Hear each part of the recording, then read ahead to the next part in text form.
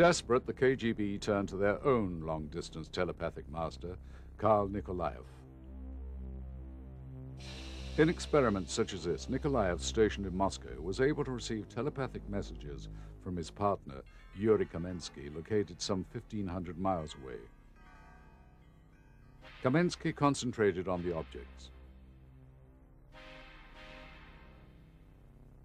It was up to Nikolaev to correctly identify these objects, using only his telepathic powers.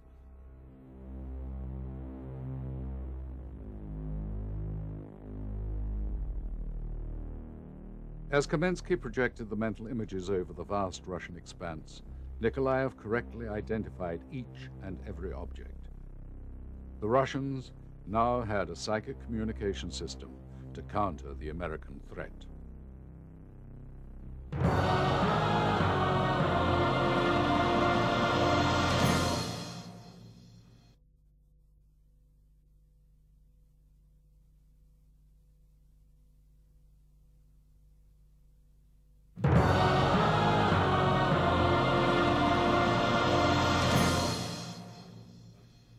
After Soviet and American intelligence agencies learned the value of silent, long-range telepathy, work began on a sort of reversal of this process, a potent form of espionage known as remote viewing.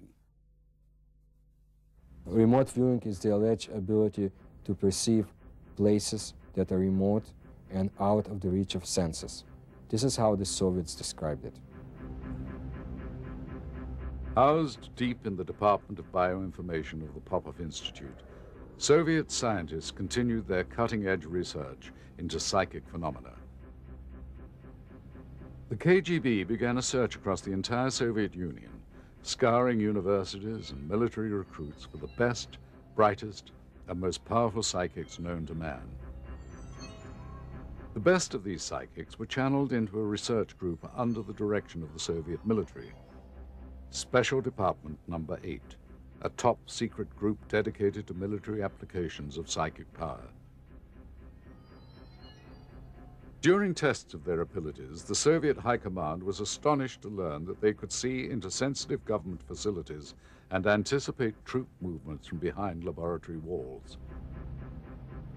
Scientists theorized that the phenomenon was the result of extremely low frequency waves received in the brain, corresponding with the brain's own alpha wave frequency of 10 Hertz. Einstein's particle wave theory suggested that subtle traces of information could be transferred to the brain on minute particles within these waves. However, the Soviets learned that they were not the only ones researching this new kind of telepathy. It wasn't long before the KGB came across an obscure publication by a research group attached to Stanford University claiming to have achieved similar results. After seeing this, the KGB knew that the Americans had discovered remote viewing. The KGB was very much interested in the American development in the area of remote viewing because the KGB wanted to overtake Americans. The KGB's reports identified Hal Puthoff and Russell Targ as the leading researchers at the Stanford Research Institute, or SRI. CIA documents captured by the KGB indicate that although impressive, Puthoff and Targ's work was met with skepticism from within the American intelligence community. But an event in May 1978 changed all of that. The CIA learned that a top-secret Soviet Tupolev-22 surveillance craft had crashed on a reconnaissance mission over Zaire. Naturally, the CIA was anxious to recover the craft for study. They employed sophisticated satellites to scour the jungle, but the dense canopy made such tracking impossible.